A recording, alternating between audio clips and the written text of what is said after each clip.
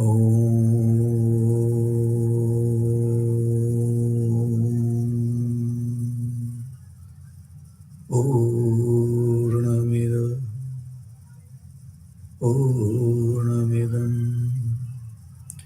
पूर्णात् पूर्णमुदच्यते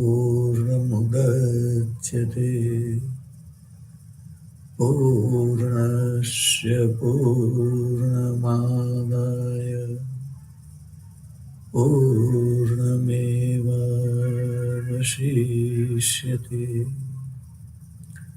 ॐ शान्ति शान्ति शान्तिः।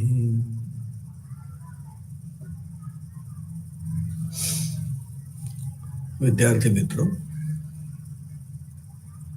1917ની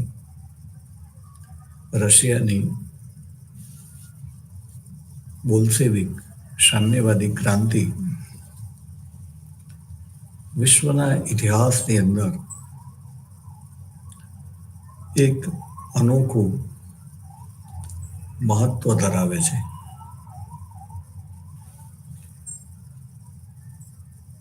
વિશ્વમાં આ ક્રાંતિએ જે પ્રદાન કરેલું છે એ પ્રદાન આજે પણ ચાલુ છે, આવતીકાલે પણ ચાલુ રહેશે. એનું પ્રદાન ક્યારેય ભૂસી ન શકાય એવું છે. પરંતુ આમ છતાં ટકાવારીની દ્રષ્ટિએ વાત કરીએ તો આપણે ઘણું બધું પ્રદાન હાંસલ કરી શકીએ, પરંતુ એ પ્રદાન ઘણું ઓછું છે. આપણે યાદ રાખવાનું છે કે આ ક્રાંતિ વિશ્વમાં વર્ગવિહીન સમાજ રચનાની સ્થાપના કરવા માટે કરવામાં આવી હતી. શ્રમિકોની ક્રાંતિ હતી. શ્રમજીવી વર્ગ એક થાય એના માટેની ક્રાંતિ હતી. રાષ્ટ્રવાદ થી આગળ વધીને આંતરરાષ્ટ્રીયવાદની એની અંદર વાત હતી. વિશ્વના શ્રમજીવીઓની વાત હતી ત્યારે આજે એક વાત મને હજી પણ કઠે છે કે વિશ્વમાં ILO ઇન્ટરનેશનલ લેબર ઓર્ગેનાઇઝેશન જેવી સંસ્થા હોવા છતાં વિશ્વના શ્રમિકો જે છે એમની સ્થિતિની અંદર ઘણા બધા દેશોમાં હજી સારું પરિવર્તન નથી આવ્યું. સારા પરિવર્તનનો આપણે એટલો અર્થ કરીશું કે કોઈ પણ શ્રમિક 8 કલાક કામ કરે એ પછી એને પૌષ્ટિક આહાર, સાદા પણ સ્વચ્છ કપડાં, સાદું પણ હવા ઉજાસવાળું ઘર પ્રાપ્ત થવું જરૂરી છે. રોટી, કપડાં, મકાન, લિનિનનું આ સૂત્ર. પરંતુ આજે પણ વિશ્વમાં ઘણા બધા શ્રમિકોની સ્થિતિ ખૂબ જ ચિંતિત છે. મુખ્ય વાત વર્ગવિહીન સમાજ રચનાની હતી અને વર્ગવિહીન સમાજ રચના જો પ્રસ્થાપિત થઈ શકી હોય તો વિશ્વમાં યુદ્ધને પણ આપણે બાય બાય કહી શકીએ. પરંતુ આજે પણ વિશ્વમાં જુદી જુદી જગ્યાએ યુદ્ધ કાર્યરત છે. એને ગોખવાની નથી. ક્રાંતિના સિદ્ધાંતો જે છે એને આચરણમાં મૂકવાના છે કે જેથી કરીને વિશ્વ એની અંદર લોકો સારું જીવન પ્રાપ્ત કરી શકે. આપણે જોઈએ છીએ કે આ ક્રાંતિના મૂળની અંદર કાર્લ માર્ક્સ હતો. એણે મૂડીવાદી અર્થવ્યવસ્થાનો નાશ કરવાની વાત કરી હતી, પરંતુ કાર્લ માર્ક્સની આશા કરતા જુદી રીતે આજે મૂડી પ્રાધાન્ય ઉભી રહી છે. મૂડીનું ખૂબ જ મહત્વ છે. કામ કરે તે ખાય, કામ કરે તેને મતાધિકારની વાત હતી, પરંતુ આજે પણ બહુ બધા લોકો ખૂબ આસાનીથી પૈસો મેળવી શકે છે અને બીજી બાજુ જેણે આખા જગતનું નિર્માણ કર્યું છે એ શ્રમિક વર્ગમાંથી મોટાભાગના લોકો એમની પાસે રહેવા માટેનું ઘર પણ નથી. હાથીના દેખાડવાના અને ચાવવાના જુદાની જેમ વિશ્વની અંદર જે પણ લોકો સત્તા ઉપર બેઠેલા છે તે લોકો શ્રમિકો બાબતે ધ્યાન નથી રાખતા એવું આપણે કહેવું પડ્યું. શ્રમનો ગૌરવ, શ્રમનો મહિમા થવો જોઈએ.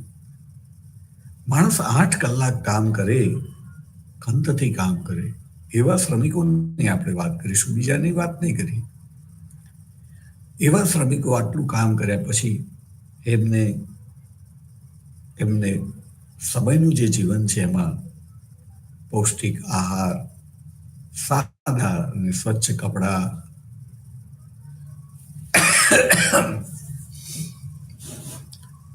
હવા ઉજાસવાળું ઘર, આ આપણે વાત કરી તેમ અપેક્ષિત છે અને એ પ્રાપ્ત ન થાય મિનિમમની વાત છે. એ આપણે શ્રમિકને પ્રાપ્ત ન થાય ત્યારે આપણે સતત જ્યાં આવીએ ત્યાં આપણે વિચાર કરવાનો છે કે આ કેવી રીતે શક્ય બને, કારણ કે આ સુંદર દુનિયા શ્રમથી નિર્માણ પામેલી છે, શ્રમિકોથી જ નિર્માણ પામેલી છે. તો કાર્લ માર્ક્સ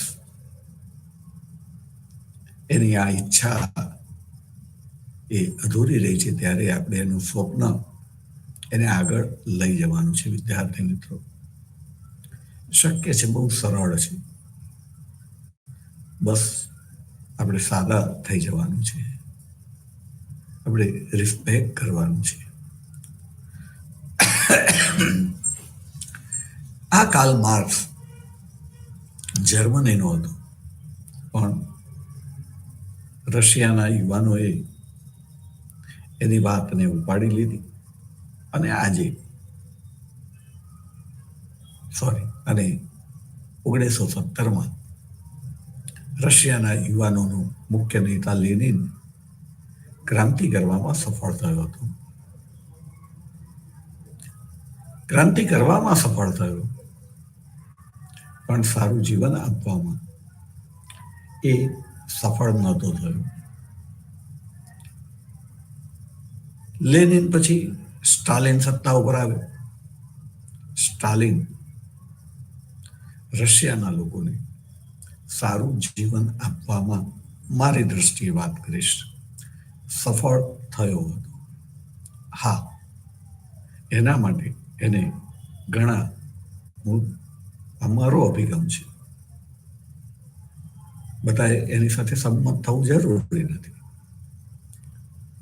પણ સ્ટાલિન જે છે એને ઘણા બધા, ખાસ કરીને મારી દ્રષ્ટિએ કહીશ કે ના સમજ લોકો સાથે બળજબરી કરી, પરાણે કામ લીધું, પરંતુ એણે રશિયા જે યુરોપના અન્ય દેશો કરતા આશરે 40 વર્ષ પાછળ હતો, એને એના પોતાના જ કાર્યકાળની અંદર આગલી હરોળમાં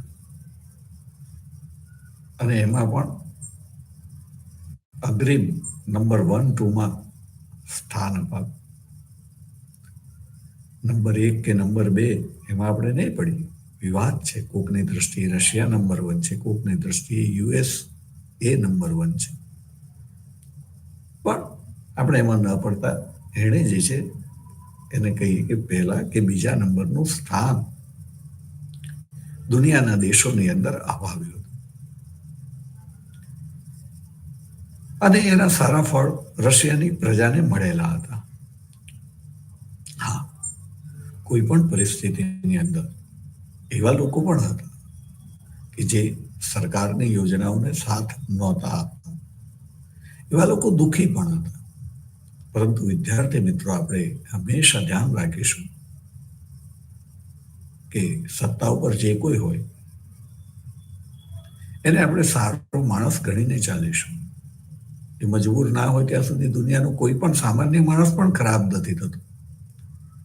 તો સત્તા ઉપર રહેલો માણસ ખરાબ થાય શું કરવા? આપણે વિચારવાનું છે. તો સત્તા ઉપર રહેલો માણસ એ પ્રજાનું ભલું કરવા માટે ઘણી બધી યોજનાઓ બનાવે છે. ત્યારે એક નાગરિક તરીકે સરકારના જે કંઈ નિયમો હોય એનું પાલન કરવું એ આપણી ફરજ છે. આપણે એની સાથે સંમત નાસંમત થઈ શકીએ. એના માટે આપણે બીજું આયોજન કરી શકીએ. પણ જ્યાં સુધી આપણા આયોજન થકી આપણે કોઈ પરિણામ પ્રાપ્ત ન કરીએ ત્યાં સુધી એક નાગરિક તરીકે સરકારે જે કંઈ યોજનાઓ બનાવી હોય તેનું પાલન આપણે અક્ષરશઃ કરવું જોઈએ. અને બધા જ નાગરિકો એ રીતે કરે તો સારું પરિણામ પ્રાપ્ત થાય જ થાય. સ્ટાલિન જે છે એણે 1924માં સત્તા પ્રાપ્ત કરી. તો અહીંયા આપણે જોઈશું કે સ્ટાલિન સત્તા ઉપર આવ્યો ત્યારે જ એની કાર્યપ્રણાલીથી ટ્રોટસ્કી અને એના મિત્રો નારાજ હતા. ટ્રોટસ્કી એટલે નેટલિનનો વારસદાર, જેના પછી જાણે કે આખું રશિયા એવું ઈચ્છતું હતું કે એ સત્તા સંભાળે, પણ એને સત્તા સંભાળવા ન મળી. સત્તા સંભાળવા તો ન મળી, પરંતુ સ્ટાલિન સાથે એને સંઘર્ષમાં ઉતરવું પડ્યું, જેમાં એનો પરાજય થયો. એનો પણ પરાજય થયો અને એના બહુ બધા સાથીઓ જે છે એમનો પણ પરાજય થયો. સ્ટાલિન એમને પરાજય આપે છે. એમાંથી ઘણાને મૃત્યુ પ્રાપ્ત થાય છે, ઘણાને દેશ નિકાલ કરવો પડે છે. પણ એમ કહેવાય કે એણે આ વાત ગમે તેવી નથી આપણને, આવું ન થવું જોઈએ, પણ ક્યારેક કડવા ઘૂંટ પીવા પડતા હોય છે. સ્ટાલિને ક્રાંતિ સમયના એના જે અગ્રીમ હરોળના જે સાથીઓ હતા લગભગ તમામને એણે એક પછી એક દૂર કર્યા. દૂર કર્યા એટલું જ નહીં, આપણે કહ્યું અગાઉ થોડીક વાર પહેલા તે પ્રમાણે, કાં તો મૃત્યુ સૈયા ઉપર મૂકી દીધા અથવા તો એમને દેશ છોડવાની ફરજ પડી. પણ એ સ્ટાલિનને આપણે માફ એટલા માટે હું કરું છું પર્ટિક્યુલરલી કે એને દેશનો વિકાસ કરી બતાવ્યો. દેશનો વિકાસ કરી બતાવ્યો અને એના સારા ફળ એ જે પ્રજા સરકારની યોજનાઓ સાથે સહભાગી હતી એમને મળ્યા પણ ખરા. રશિયાની અંદરથી ગરીબી નાબૂદ થઈ ગઈ. રશિયાની અંદરથી બેકારી નાબૂદ થઈ ગઈ. રશિયાની અંદર ઉત્પાદન ખૂબ વધ્યું અને એને પરિણામે એ સુપર પાવર બન્યું. એનું ઉત્પાદન એટલું બધું વધ્યું કે પોતાના દેશ બાંધવોની જરૂરિયાતો તો પૂર્ણ કરી શક્યું. અન્ય દેશોમાં પણ લોકોને મદદ કરવામાં આવી. એમાં ખાસ કરીને સામ્યવાદી પક્ષની સ્થાપના કરવામાં, એ પક્ષને સંગઠિત કરવામાં, સત્તા પ્રાપ્ત કરવા માટે જુદી જુદી જગ્યાએ કઈ રીતે લડવું તેનું આયોજન કરવામાં વગેરે વગેરે ખૂબ મદદ કરવામાં આવી. અને આપણે જાણીએ છીએ કે ભારત એના માટે રશિયા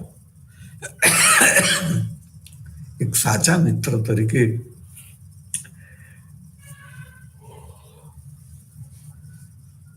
કાયમ માટે ભારતની સાથે ઉભું રહ્યું.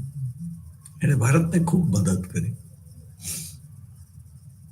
અને ભારતે રશિયાનો સમાજવાદ એનો સ્વીકાર પણ કરેલો છે આઝાદી પછી.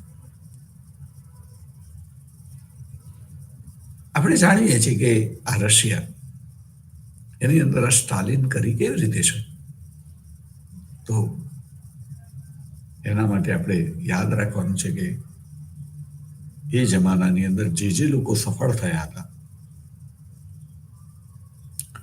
એ સફળતા પાછળનું સૌથી કોઈ મોટું જવાબદાર પરિબળ હોય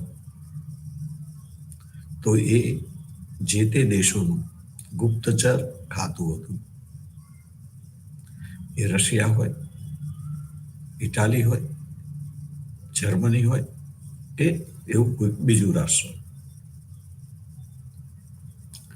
પરંતુ એમના ગુપ્તચર તંત્રની પ્રજાની અંદર એટલી બધી બીક હતી, ડર હતો, એ લોકોને એવું લાગતું હતું કે દિવાલોને પણ કાન છે.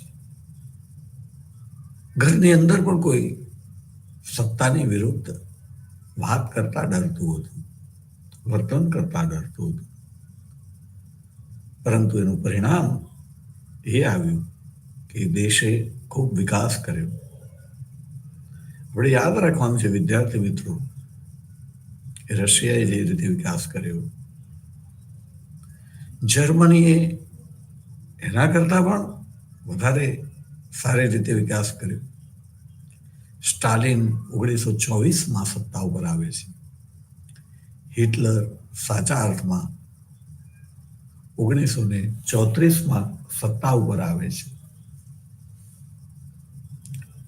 1939ની અંદર દ્વિતીય વિશ્વયુદ્ધ થયું હતું અને આ દ્વિતીય વિશ્વયુદ્ધ વખતે રશિયા કે જેની અંદર સ્ટાલિન 1924માં સત્તા ઉપર આવેલો છે, એ હજી બચાવ પક્ષે છે, એને લડવું નથી. જ્યારે જર્મની એ આખા વિશ્વ સાથે લડવા તૈયાર છે અંદર ખાને. વિદ્યાર્થી મિત્રો, અહીંયા મારું કહેવું એ છે કે યુદ્ધની અંદર નિયમ છે કે જીત મેળવવી હોય તો જેની જોડે લડવું હોય એના કરતા 3 ગણી તાકાત જોઈએ. ત્યારે જર્મની એની પાસે એવી કઈ 3 ગણી તાકાત હતી. ફરીથી હું બોલું છું, કોઈ એવી કઈ 3 ગણી તાકાત હતી. કઈ કોઈ તો તાકાત હતી જ. કઈ બાબતે ઘણા લોકો સમજી નથી શકતા, એ ચર્ચા હું અત્યારે કરતો પણ નથી. પણ કોઈ તાકાત નથી, કારણ કે યુદ્ધનો નિયમ જ છે કે જેની સાથે લડવું હોય એના કરતા વિજય મેળવવો હોય તો 3 ગણી તાકાત જોઈએ. એ 3 ગણી તાકાત ના હોય તો પરાજય જ થાય. ત્યારે જર્મની 1939ની અંદર દ્વિતીય વિશ્વયુદ્ધનો આરંભ કરે છે. 34માં તો એની હાલત ખૂબ ખરાબ છે. ખરાબ નહીં, ખૂબ ખૂબ ખૂબ ખરાબ છે. 1929ની વિશ્વવ્યાપી મંદી અને વર્સેલ્સની સંધિ, આ બંનેનો માર જર્મનીને જે પડેલો હતો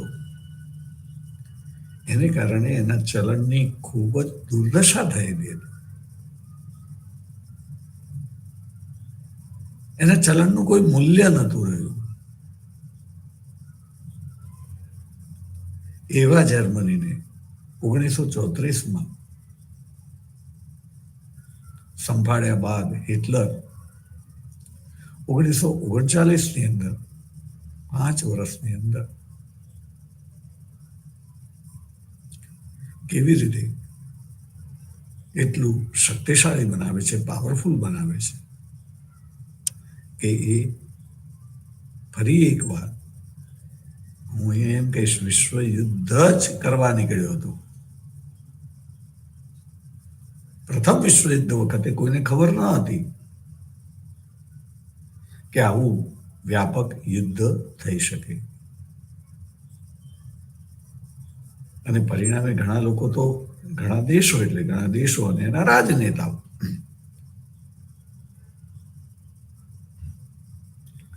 પ્રથમ વિશ્વયુદ્ધમાં જોડાયા ત્યારે જાણે કે વિચાર કર્યા વગર જોડાયા હતા, આવેશમાં અને આવેગમાં જોડાઈ ગયા હતા. એમને જો ખબર હોત કે પરિણામ આવું ભયંકર આવી શકે એમને જોડાયા ના હોત. પણ દ્વિતીય વિશ્વયુદ્ધમાં હિટલરની આપણે વાત કરીએ તો એ બધું સમજી વિચારીને એ વિશ્વની સામે લડવા તૈયાર થાય છે. ત્યારે એની પાસે શક્તિ હતી. કઈ શક્તિ? મેં તમારા માટે રહસ્ય રાખેલું છે. વિદ્યાર્થી મિત્રો જવાબ આપશે તો મને બહુ આનંદ થશે. અઘરું નથી. જવાબ મને વિદ્યાર્થી મિત્રો આપે એટલા માટે હું અત્યારે બોલતો નથી, અને હું એની વિશદ ચર્ચા કરવાની આશા રાખું છું. પણ એની પાસે તાકાત તો હતી કઈ એ તમે ખોડી કાઢજો, પણ તાકાત હતી એને માટે જ લડવા તૈયાર થયો. અને આપણે જાણીએ છીએ કે કોઈ પણ રેકોર્ડ એ તૂટવા માટે જ બન્યો હોય છે. કોક એને તોડનાર હોય જ છે, શેરને માથે સવા શેર. અને માટે પ્રથમ વિશ્વયુદ્ધ વખતે એટલે કે એના અંત વખતે લોકોએ વિશ્વના સાણા પુરુષોએ એવું વિચાર્યું હતું કે આ તો બહુ ભયાનક યુદ્ધ કહેવાય, આવું ફરીવાર તો ન જ થવું જોઈએ. અને પરિવાર એ ન થાય એટલા માટે રાષ્ટ્રસંઘની રચના કરવામાં આવી હતી.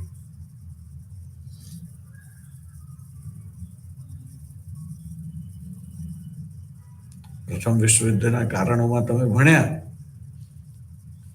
કે આંતરરાષ્ટ્રીય મધ્યસ્થ સંસ્થાનો અભાવ.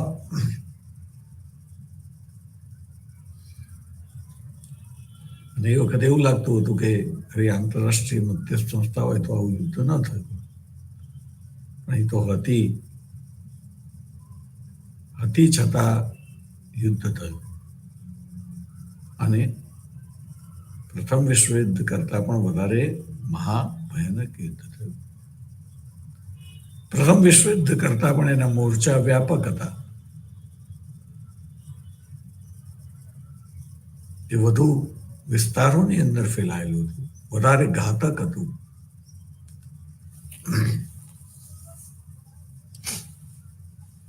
અને આ બધાની ખબર હિટલરના હતી જ. ત્યારે એ કઈ તાકાતના જોરે લડી રહ્યો હતો, અને એ તાકાત એણે 34 થી 39ની અંદર પ્રાપ્ત કરી હતી.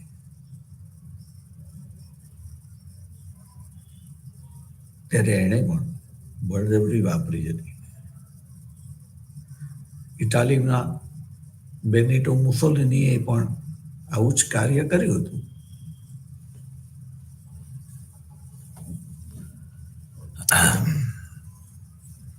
અને પરિણામે આપણે અહીંયા જોઈએ છીએ કે એ દેશો એની પ્રજા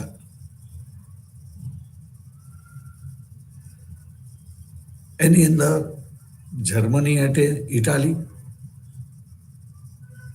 દ્વિતીય વિશ્વયુદ્ધમાં પરાજય થતા એની પ્રજાને જે સારું જીવન પ્રાપ્ત થવું જોઈએ તે ન થયું. પણ આપણે જાણીએ છીએ કે રશિયા એ વિજેતા પક્ષે હતું દ્વિતીય વિશ્વયુદ્ધના અંતે.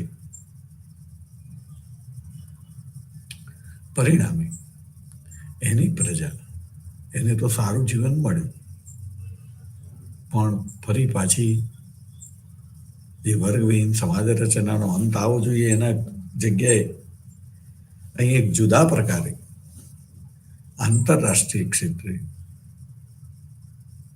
વર્ગ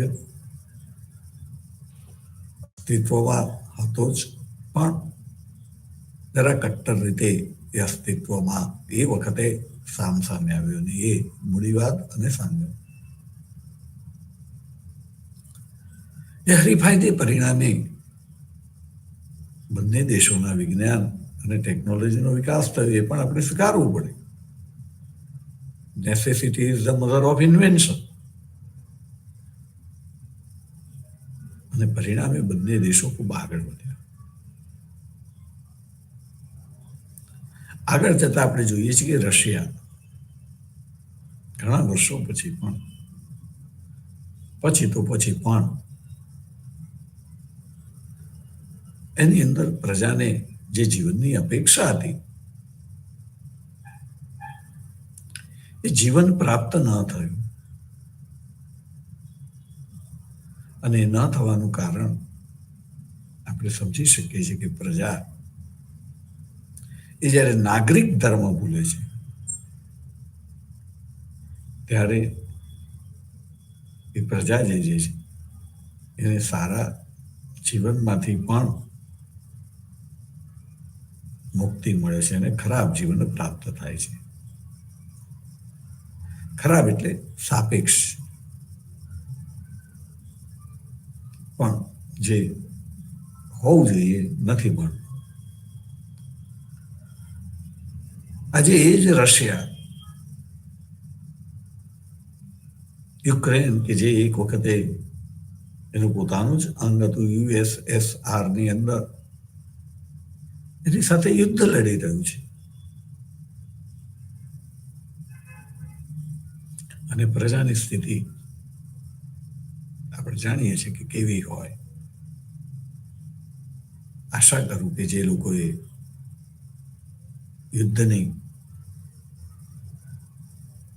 આડ અસરો સહન નથી કરી, યુદ્ધ એમને ત્યાં આવે નહીં, એમને સહન ન કરવી પડે, પણ જે જગ્યાએ યુદ્ધ ચાલી રહ્યું છે એ કેવી રીતે અટકે, કઈ રીતે એનો વિકાસ થાય, એની અંદર આપણે કોઈક રીતે સહયોગ આપી શકીએ તો આપણે પ્રત્યક્ષ કે પરોક્ષ રીતે સહયોગ આપવા માટેની કોશિશ કરવી જોઈએ.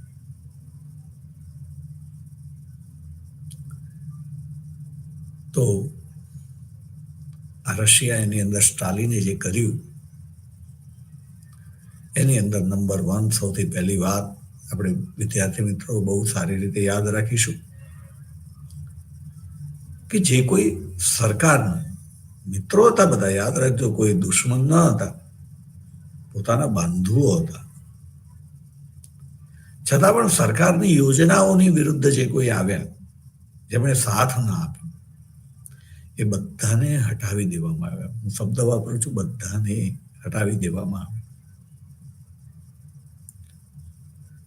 અને 1927ની અંદર વિશ્વ આખાની અંદર પહેલી વાર એક નવા પ્રકારની યોજના અમલમાં મૂકવામાં આવી, જેને આપણે કહીશું આયોજન દ્વારા વિકાસ. અને આયોજન 5 વર્ષનું હોવાથી એ પંચવર્ષીય યોજનાઓ તરીકે ઓળખાય. રશિયાએ સ્ટાલિનની નેતાગીરીની અંદર પંચવર્ષીય યોજનાઓ દ્વારા ખૂબ સફળતા પ્રાપ્ત કરી. રશિયા જે છે એણે આ 5 વર્ષની યોજનાઓની અંદર પ્રજાની પાસેથી એવી રીતે કામ લીધું કે જેની અંદર જે લોકો સરકારની સાથે હતા એમણે તો બમણા ત્રમણા ઉત્સાહથી કામ કર્યું જ કર્યું. પણ જે લોકો સરકારની સાથે ન હતા એમની સાથે બળજબરી આચરવામાં આવી. એ યાદ રાખીશું કે બળજબરી પ્રજાના તમામ લોકો સાથે નથી. કોઈ પણ વસ્તુ દૂરથી આપણને કષ્ટમય જે દેખાય એ જે તે વ્યક્તિ કે સમૂહ જો એને સ્વીકારી લે તો એને કષ્ટમય લાગતું નથી. અને આવા લોકો એને ઉત્સાહથી કરતા હોય છે.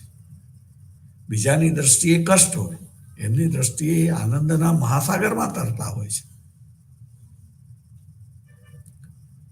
અને આવા લોકો થકી રશિયા જે છે એને ખૂબ વિકાસ કર્યો. પણ જે સામે પક્ષે હતા એમને પણ એ રશિયા હોય કે જર્મનીની અંદર આપણે કહીશું કે યહૂદીઓ, એમને બળજબરીથી પણ કામ કરવું પડ્યું અને કષ્ટ એમને પડ્યું. યાદ રાખીશું, કષ્ટ કોને પડ્યું? કે જે લોકો માનસિક રીતે એમની સમક્ષની પરિસ્થિતિ સાથે તાલ મિલાવવા તૈયાર ન હતા, એને સ્વીકારવા તૈયાર ન હતા. કષ્ટ એમને પડ્યું. કદાચ એમણે પેલા લોકો કરતા ઓછું કામ કર્યું પણ કષ્ટ એમને વધારે પડ્યું. જ્યારે જે લોકોએ સરકારની યોજનાઓને દિલથી વધાવી લીધી અને એની અંદર એમણે જે કામ કર્યું એ કલાકોની દ્રષ્ટિએ સરકારના વિરોધીઓ કરતા અનેક ગણા વધારે કલાકો કામ કર્યું હોવા છતાં, વધારે કોન્સન્ટ્રેશનથી કામ કર્યું હોવા છતાં, વધારે કઠિન પરિસ્થિતિમાં કામ કર્યું હોવા છતાં એમાંથી એમણે કષ્ટ નહીં આનંદ મેળવ્યો.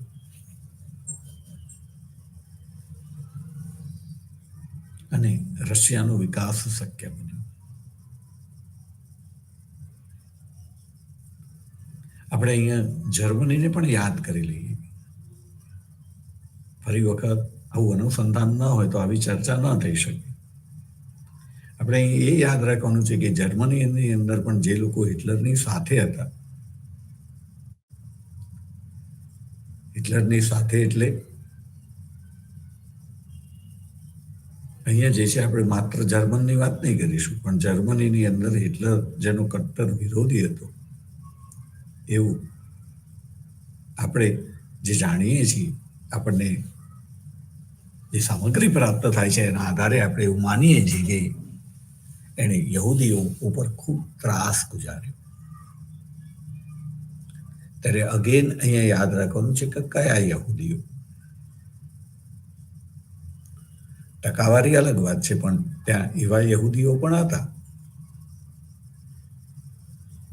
કે જેમણે હિટલર એની વાતને સ્વીકારી લીધી હતી. આપણે જાણીએ છીએ કે વિશ્વ આખાની અંદર ક્યારેક ક્યારેક પોતાની ઈચ્છા વિરુદ્ધના લોકો સત્તા ઉપર આવે છે, સ્વાભાવિક છે. એ લોકો ન ગમે, લોકોની વાત ન ગમે, પણ દેખાય કે સત્તા આગળ શાણપણ નકામું છે. પરિણામે સત્તા ઉપર બેઠેલ વ્યક્તિની કે વ્યક્તિઓની વાત સ્વીકારી લેવામાં આવે, ગમે કે ના ગમે સ્વીકારી લેવામાં આવે. વિશ્વ આખાની અંદર ઘણા બધા લોકોએ આવી જ રીતે સત્તા પક્ષના ધર્મને પોતાનો ધર્મ ગણીને ધર્મ પરિવર્તનો કરેલા છે. ધર્મ પરિવર્તન બધાએ દિલથી નથી કરેલા, સમજથી નથી કરેલા, લાલચથી અથવા તો ડરથી કરેલા છે. સમજથી કરેલા પણ છે, આપણે એની વાત નથી કરી રહ્યા. લાલચથી અને ડરથી કરેલા છે. પણ એ કરી લીધા, સ્વીકારી લીધા એટલે કષ્ટ ઓછું પડ્યું. પડ્યું તો ખરું જ, પણ ઓછું પડ્યું. એમના વારસો તો ટેવાઈ ગયા એનાથી. એમને તો જરા પણ કષ્ટ ના પડ્યું. પણ જેમણે સ્વીકાર્યું નહીં ધર્મ પરિવર્તન કરવાનું, એવા લોકોને ઘણા કષ્ટ પડ્યા. એમને એમના પરિવારજનોને મૃત્યુ પણ પ્રાપ્ત થયું. એમના વંશજોને ખૂબ કઠિન જીવન પણ પ્રાપ્ત થયું. અને વંશજોનો આપણે અભિપ્રાય જોઈએ તો જેણે પણ ધર્મ પરિવર્તન કરવાની ફરજ એ લોકોને પાડી, એમણે એમનું જીવન કષ્ટમય બનાવી દીધું.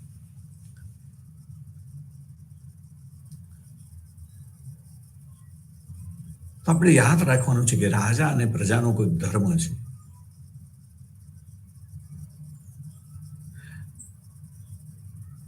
ઇતિહાસની અંદરથી મેં એટલો બધો ડિટેલ સ્ટડી નથી કર્યો, પણ આપણે જોઈએ છીએ કે જુદા જુદા સમયની અંદર રાજા નો ધર્મ એ પ્રજાનો ધર્મ બની જતો એલો જોવા મળે છે. રાજા જે ધર્મ અંગીકાર કરે, પ્રજાનો મોટો વર્ગ એ ધર્મ અંગીકાર કરી લેતો હોય છે. અકબર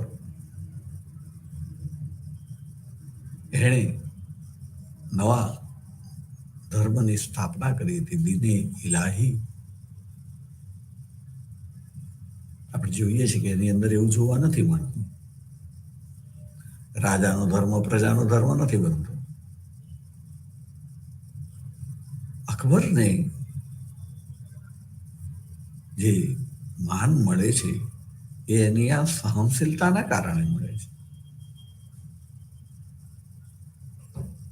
જરૂરી નથી કે પોતે જે ધર્મ પાડે એ પ્રજાએ પાળવો જ, પણ આપણે અહીંયા કહેવતને યાદ કરીશું, ક્ષમા વિરસ્તે ભૂષણ. વીર હોય એ જ ક્ષમા કરી શકે. અકબર વીર હતો. કઈ રીતે વીર એ પાછી વિવાદની વાત આવે, જુદા જુદા લોકોની દ્રષ્ટિએ. પણ આપણે જે ચર્ચા કરી રહ્યા છીએ, ચર્ચાની દ્રષ્ટિએ આપણે વાત કરીશું. અકબરને મહાન પણ કહેવામાં આવે છે. કેટલાકની દ્રષ્ટિએ શેનો મહાન હોઈ શકે, પણ આપણે જે ચર્ચા કરીએ છીએ, ચર્ચાની અંદર એ પક્ષની દ્રષ્ટિએ એને મહાન પણ કહેવો પડે. એ પોતે જે ધર્મની સ્થાપના કરી છે, એ ધર્મની અંદર એ કોઈને જોડાવાની ફરજ નથી પાડતો. એટલો બધો શક્તિશાળી હોવા છતાં પરિણામે દીને ઇલાહીના અનુયાયીઓ આજે આપણે ખોળવા હોય, મેં તો કોઈ જોયા નથી, તમે કોઈ જોયા હોય તો મને કહેજો. દીને ઇલાહી એટલે કેવો ધર્મ? સર્વ ધર્મોનું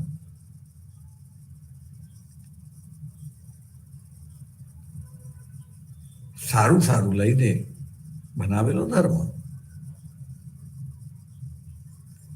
એટલે કે વિશ્વ ધર્મ કહેવાય. દરેક ધર્મની સારી બાબતોનો એમાં સમાવેશ કરવામાં આવ્યો હતો ને કાળ પ્રમાણે, ફરીથી બોલું છું, કાળ પ્રમાણે જે પ્રાસંગિક ન હતી એને છોડી દેવામાં આવી હતી. શબ્દો બરાબર વિદ્યાર્થી મિત્રો યાદ રાખજો. કાળ પ્રમાણે પ્રાસંગિક ન હતી એને છોડી દેવામાં આવી. આજે આપણે 21મી સદીની અંદર 25 વર્ષ વટાવવાની તૈયારીમાં હોવા છતાં આપણે સમજતા નથી. આપણે એટલે જે જુદા જુદા હોદ્દાઓ પર છે, એ સમજતા નથી કે આપણું અમુક પ્રકારનું વર્તન અથવા તો આપણે આપણા અનુયાયીઓ દ્વારા અમુક પ્રકારનું જે વર્તન કરાવીએ છીએ તે અન્યને કે પોતાના અનુયાયીઓને અનુકૂળ નથી, છતાં આપણે કરાવીએ છીએ. અનુયાયીઓ તો ન સમજે. મેં કહ્યું તેમ એ સરકાર તરીકે વાત કરે. ધર્મ એ પણ એક જાતની સરકાર કહેવાય અને ધર્મના વડાનું પાલન કરવું એટલે ધર્મ સાથે સંકળાયેલા લોકોના માટે નાગરિક તરીકેની ફરજની જેમ જ એ બની જાય. એટલે અહીંયા આપણે અનુયાયીઓનો વાંક નહીં કાઢીએ, પણ જે તે સત્તાધીશો, અહીંયા ખાસ કરીને ધર્મના સત્તાધીશો કહીશું, એમણે ડર્યા વગર એ સમજતા હોય છે ઘણી બધી બાબતોમાં. તો આપણે મને એવું લાગે છે કે ડર જ કહેવાય એમને. એવું જેમ પેલામાં કઈ શક્તિ કહ્યું એમાં અહીંયા કયો ડર એ તમારા ઉપર બાકી રાખું છું, ચર્ચા કરીશું ક્યારેક. પણ કયો ડર એ તમે વિચારજો. પણ ડર એ ડર તો ખરો જ. એ ડરના કારણે એ લોકો સમજતા હોવા છતાં પોતે સત્તા ઉપર છે અને અનુયાયીઓને, હું બરાબર અહીંયા વિચારીને બોલું છું કે અનુયાયીઓને એમણે પોતે જ એવી રીતે સમજાવી દીધું છે કે હવે જો પોતે જ કહે તો અનુયાયીઓ વિરોધ કરે ઘણી બધી રીતે.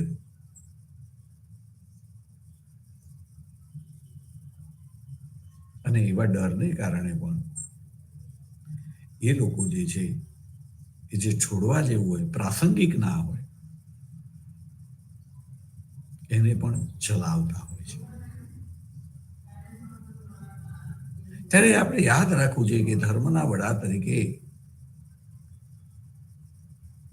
તમારે તમારા ધર્મના સારા શાણા સમજુ લોકો દ્વારા એક બેકગ્રાઉન્ડ તૈયાર કરીને જે પ્રાસંગિક ન હોય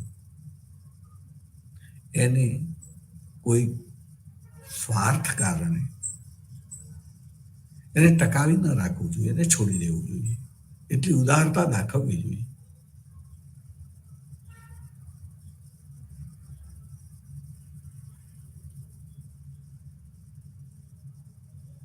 કોઈને કોઈક વસ્તુ નડતર થતી હોય તેને હટાવી દેવી જોઈએ.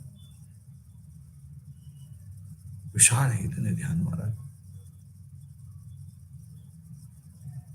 પરંતુ આપણે જોઈએ છીએ કે એવું થતું નથી અને કષ્ટ ચારે બાજુ ફેલાય છે, પોતાના પક્ષે પણ સામે પક્ષે પણ. ત્યારે અહીંયા આપણે જોઈશું કે સ્ટાલિન, હિટલર, મુસોલિની એમણે જે બળજબરી કરી, અહીંયા આપણે સરકારની પક્ષે વાત કરીએ છીએ, એક નાગરિક તરીકે વાત કરીએ છીએ, ત્યારે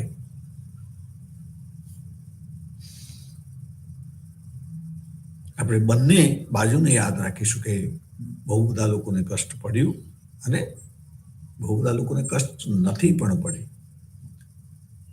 એમણે સ્વીકારીને ચાલ્યા છે માટે એમને કષ્ટ નથી પડ્યું. એમણે ઉત્સાહથી કામ કરેલું છે.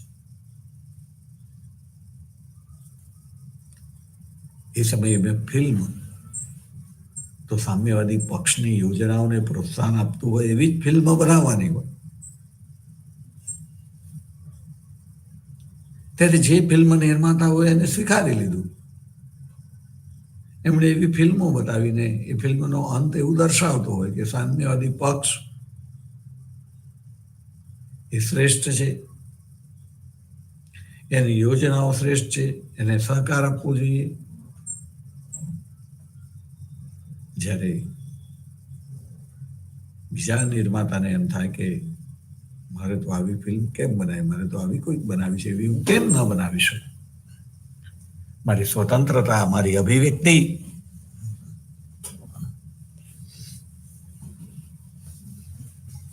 છીનવાઈ રહી છે, એને દુઃખ લાગે. પણ લાર્જર ઇન્ટરેસ્ટની અંદર આપણે વાત કરવી જોઈએ. સમાજની વાત કરીએ છીએ ત્યારે આપણે વ્યક્તિગત હિતો એને ઘરની ચાર દિવાલની અંદર અભિવ્યક્ત કરવાની છૂટ મળે એવો ચોક્કસ આગ્રહ રાખી, પણ જાહેરની અંદર દરેકે નાગરિક ધર્મ તરીકે જે રીતે જીવવું જોઈએ એ રીતે જીવવામાં આવે તો દેશનો વિકાસ થાય, કુટુંબનો વિકાસ થાય. અને કુટુંબ એટલે વસુધૈવ કુટુંબકમ. અને કાર્લ માર્ક્સની વિચારસરણી પ્રમાણે કાર્લ માર્ક્સે કહ્યું હતું એ રીતે નહીં, પણ જુદી રીતે સમજીને મૂળ ધ્યેય વર્ગવિહીન સમાજ રચના કરવાનો છે. વર્ગવિહીન સમાજ રચના શક્ય બહુ સરળ છે.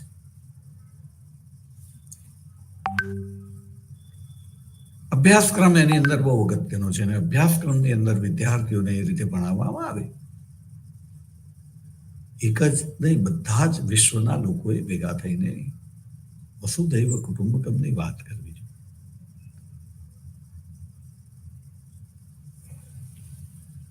અને પરિણામે વિશ્વ એક કુટુંબ બનીને સારી રીતે જીવી શકે.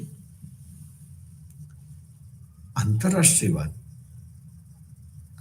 રાષ્ટ્રવાદ ને આંતરરાષ્ટ્રીયવાદ ને જુદા જુદા સમયની જુદા જુદા વિચારકોની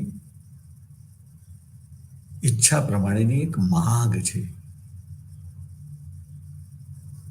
બાકી આપણે જોઈએ છીએ કે વિશ્વ કહે છે કે ફિલોસોફીની દ્રષ્ટિએ દ્વંદ્વ છે. દિવસ આવે છે, રાત આવે છે, રાત આવે છે, દિવસ આવે છે, દિવસ રાત થયા જ કરે છે. એકલો દિવસ નથી રહેતો, એકલી રાત નથી રહેતી. કોઈને પણ એકલું સુખ મળતું નથી, કોઈને એકલું દુઃખ નથી મળતું. સુખ અને દુઃખ આવ્યા જ કરે છે. અને સમજવું છે એને ખબર છે કે દુઃખથી ડરનારાઓને કહે છે, દુઃખને આપણે રાત સાથે સરખાવીએ ત્યારે કહે છે, रात भर का है मेहमा अंधेरा, किसके रोके ना रुके सवेरा. અંધારું જે છે એટલે કે કષ્ટ છે રાતભરનું જ મહેમાન છે. સવાર થવાની છે, કોઈ એને રોકી નથી શકવાનું. એવી રીતે દુઃખદ પરિસ્થિતિ છે એને, પણ અંત આવવાનો જ છે. સુખદ પરિસ્થિતિનું નિર્માણ થવાનું જ છે, એને કોઈ ના રોકી શકે. દ્વંદ્વ છે. અને સુખદ પરિસ્થિતિનો પણ અંત આવવાનો જ છે, દુઃખદ પરિસ્થિતિનું પણ નિર્માણ થવાનું જ છે. પણ આપણે યાદ રાખીએ કે જ્યારે ઓમ સહનાવતુ સહનૌ ભુનક્તુ સહ વીર્યં કરવાવહૈ વાત કરીએ ત્યારે દુઃખ રહેતું નથી. પોતાનો જ માણસ એમાંથી જતું રહે તો એનો એક ગમ હોય છે, પણ સાથે મળીને જીવવાને કારણે એની ગેરહાજરીની અંદર હયાત રહેલા લોકોને દુઃખ પ્રાપ્ત નથી થતું. અને રશિયાની સામ્યવાદી ક્રાંતિ એટલે વિદ્યાર્થી મિત્રો એ એક જ શીખ આપે છે, વ્યક્તિની વાત ના કરો, સમૂહની વાત કરો, સામૂહિક રીતે કામ કરો. જે કંઈ સોદા કરો એ પણ સામૂહિક રીતે કરો. અને સમૂહમાં જીવવાથી સંપીને જીવવાથી સમૂહમાં સંપતે જીવવાનું છે. દુઃખ હોય જ નહીં. જે લોકોએ એવું કહ્યું છે કે સંસાર અસાર છે, એ અસાર કોને લાગે છે? કે જેમણે પોતાનો સમૂહ નથી બતાવ્યો અથવા તો પોતે કોઈક સમૂહની અંદર સંમિલિત નથી થઈ ગયેલા.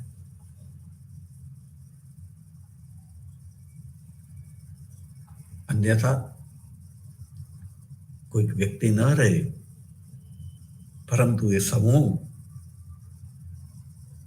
એ બાકીના લોકોના માટે એવી સરસ સાનુકૂળ સ્થિતિનું નિર્માણ કરે છે કે જેને પરિણામે સંસાર એમાં સાર લાગે છે. આપણે અહીંયા ફરીથી જગત નિયંતાને પણ યાદ કરવો જ રહ્યો, જેણે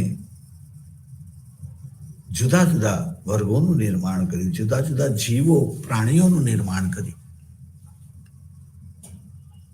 બધા ટોળા મારે છે અને સમૂહ મારે છે, અને મોટે ભાગે ભોગવવાનું નથી આવતું.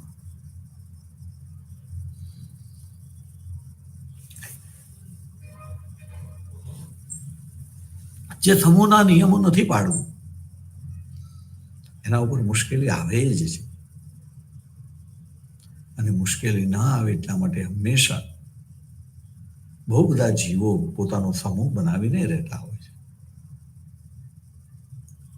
ત્યારે મનુષ્ય જે છે સમજુ છે, એ વસુધૈવ કુટુંબકમમાં માને છે. અને વસુધૈવ કુટુંબકમમાં એકલા મનુષ્યની વાત નથી, એ પણ આપણે યાદ રાખવાનું. ભારતીય સંસ્કૃતિ એ આપણને એટલું બધું સરસ સમજાવે છે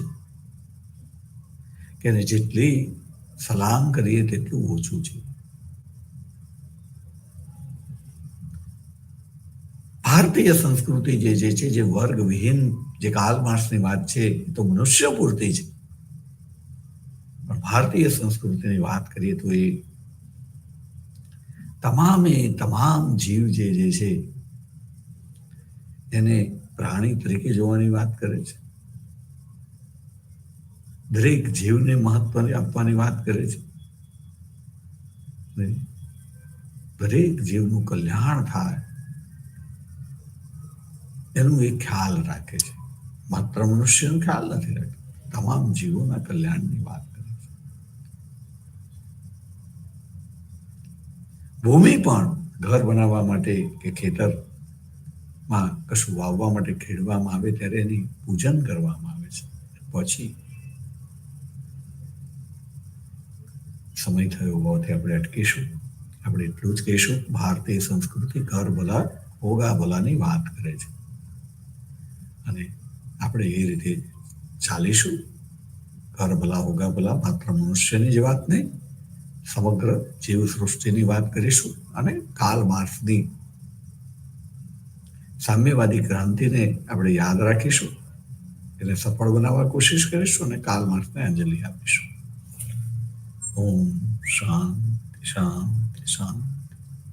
આજે વક્તવ્ય અહીંયા સમાપ્ત કરીશું.